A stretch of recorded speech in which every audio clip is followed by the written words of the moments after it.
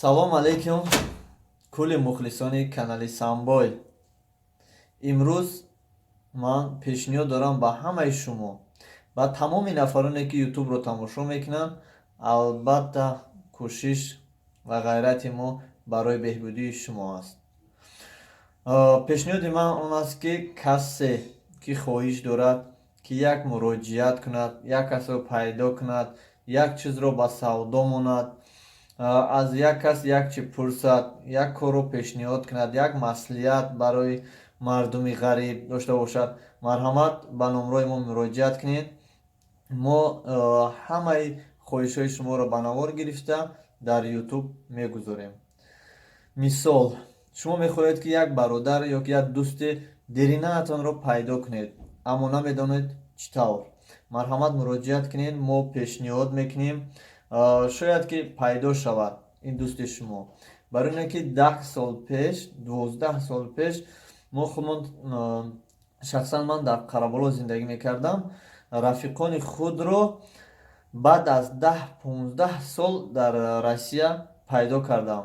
Чӣ хел пайдо кардам? Дар ҳолате ки ман дар ютуб гап задам, дар ютуб баромад кардам ва ё ҳар рӯз маро тамошо мекардам, аммо намешнохтам. баъзеаш шинохтам ва баъзеаш нашнохтам. ана бародарони азиз, аз ҳамин сабаб вақте ки мо муроҷиат мекунем ба ҳамон бародаро, албатта дар хотир меорам давраи кӯдакиро ва меёбанд якдигарашонро. Баъд метавонанд ки бо воситаи мо алоқа бироянд, нависанд, смс кунанд ё ки занг зананд. Мо албатта номерҳои дигароро менависем. Ин номерро агар лозим бошад ба он кас месупорем. Якум. Дуюме, ҳар он нафароне ки ҳар як ашё, ҳар як телефон аст, компютер аст, мошин аст, хона аст, ҳар он чизе ки шумо доред, марҳамат суратша гирен, маълумот дар бораш диҳен, дар имои мо нависен. Ман шахсан худам видео мекунам, ба ютуб мебурам, пешкаши мардум мекунам. Касе дар кор бошад, марҳамат занг зада дар номерои шумо занг мезанад, ҳамроҳи шумо маслиҳат мекунад, баъд хариду фурӯш мекунед. Сеюм пешниҳоди ман, ҳар он нафароне ки дар хонаашон чизҳои нолозима дорад, мақсад як компютер доред, дуюм компютери шумо вай аст, нолозим аст, метавонед ки фурӯше ба фурӯш монед ё ки метавонед ягон каса хайр кунед тил бепул дарм. Ана барои ҳамин шумо метавонед ки ба мо муроҷиат кунед. Мо менависем ки бародаро ё ки хоҳарро кадомида ки ҳамхел компютер дар кор бошад, ба нархи арзон ё ки ба 1 кило шоколад, марҳамат адрес ҳамин хел омада баред. Бисёр чизҳое ҳастанд ки тамоман барои худи мо лозим несту, не ки дар хона истодааст. Ба як касе ки лозим аст, аммо имконияти харидорӣ надорад. Агар шумо ҳамин чизое ки дар хона доред ба як камбағал диҳед, иншоалло ки савоб мешавад. Пешниҳоди ман ин буд, бародарони азиз. Мо интизори зангҳои шумо ҳастем. Марҳамат ба мо занг занед, номерои телефон дар рӯи экран. кӯшиши ғайрати мо барои беҳбудии шумо аст. Аз ҳама бародароне ки моро тамошо мекунанд хоҳиш мекунам ки ин видеоро падилитсия кунед, то ки дар имо, дар инстаграм, дар контакт, дар фейсбук ва ғайраҳо, то ки дигарро бинанд. Марҳамат имконияти хубро истифода баранд. Мо дар хизмати шумо. баъзе одамо чандин солҳо дӯстони худро дереям надиданд, мехоҳанд ки ҳамсӯҳбат шаванд, аммо намедонанд ки чӣ тавр. Марҳамат муроҷиат кунед. номери телефони мо албатта дар болои экран гузоштааст. мо дар хизмати шумо ҳастем.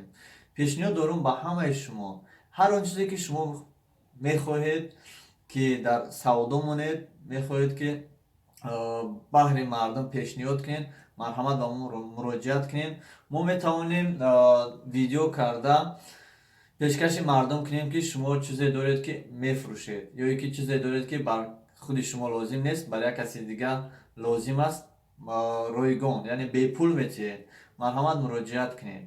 Албатта ман имрӯз пешниҳод дорум ба кулли мардуми муъмин мусулмон, агар хоҳед ки баъзе аз дӯстои худро пайдо кунед, марҳамат ба мо муроҷиат кунед. мо интизори зангҳои шумо ҳастем. кӯшиш ва ғайрати мо дар ғарибӣ ба хотири беҳбудии шумо аст. касе ки кор дорад мехоҳад ки як-ду бародарро ёфта боз соҳиби кор кунад, ёе ки шумо кор кофта истод. Если ты подписан на мой канал и не хочешь пропустить новые видео, то нажми в этот колокольчик, классный каналчик, смотри колокольчик. Если ты подписан на мой канал и не хочешь пропустить новые видео, то нажми в этот колокольчик. Ассалому алейкум ва раҳматуллоҳи ва баракатуҳ. Ҳама каса хуш омадед. Раҳмат барои дастгириётон.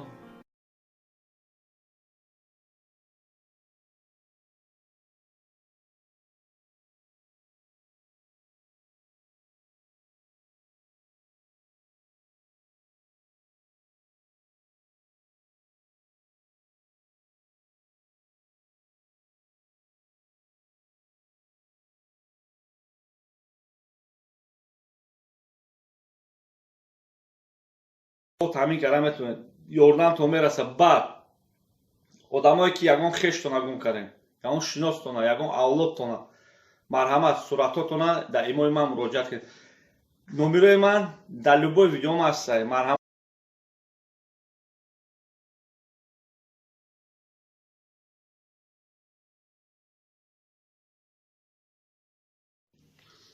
ассалому алейкум ва раҳматуллоҳи ва баракатуҳ. ҳама каса хуш омадед. раҳмат барои дастгириётон.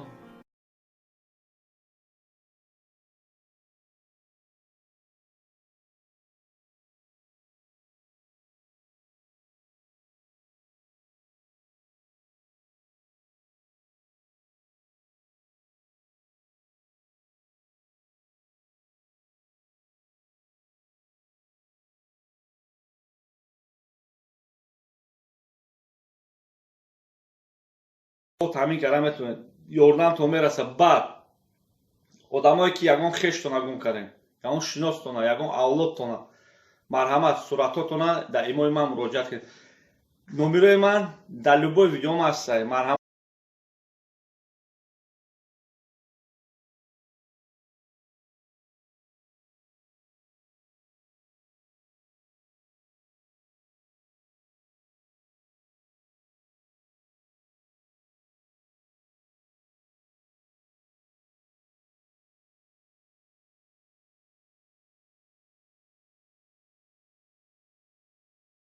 салом алейкум бародарои канала шуморо тавсия медиҳем. канали хабарҳои тҷру дар омада подписатсия кунед. бародари исломия ҳаракат дорад ки видеои ҷолиб ва видеои хубро пешкаши шумо гардонад. барои ҳамин подписатсия, лайк ва зангуларо фаромӯш намекунем бародаро. салом алейкум бародаро, пеши айнавора сар кардам хостум як канала пешкаши шумо гардонам. хабарҳои тҷру шумо подписатсия кунед, видеои беҳтара пешкаши шумо мегардонам. бародари исломия бародаро, барои ҳамин дар канал шокуна шавед, я дастгири аз шумо мешавад. Ребята, привет, я Руслан Усачев и хотел сказать, что это мой любимый канал на YouTube. Человек серьезно гений, то есть последний, кто еще не скатился. Реально подписывайтесь, ставьте лайки, на колокольчик нажимайте, я всячески одобряю.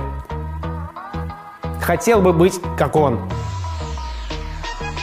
Ребята, подписывайтесь на этот канал, он офигенный. Не такой хороший, как был раньше, но все еще ничего. Ставь лайк этому видео.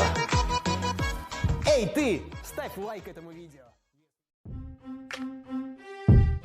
Если ты подписан на мой канал и не хочешь пропустить новые видео, то нажми в этот колокольчик, классный каналчик, смотри колокольчик.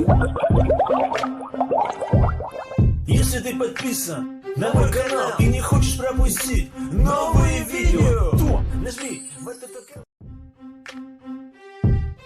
Если ты подписан на мой канал и не хочешь пропустить новые видео, то нажми в этот колокольчик, классный каналчик, смотри колокольчик. Если ты подписан на мой канал и не хочешь пропустить новые видео, то нажми в этот колокольчик. Если ты подписан на мой канал и не хочешь пропустить новые видео, видео, то нажми вот этот колокольчик. Классный каналчик, звонкий колокольчик. Если ты подписан на мой канал и не хочешь пропустить новые видео, то нажми вот этот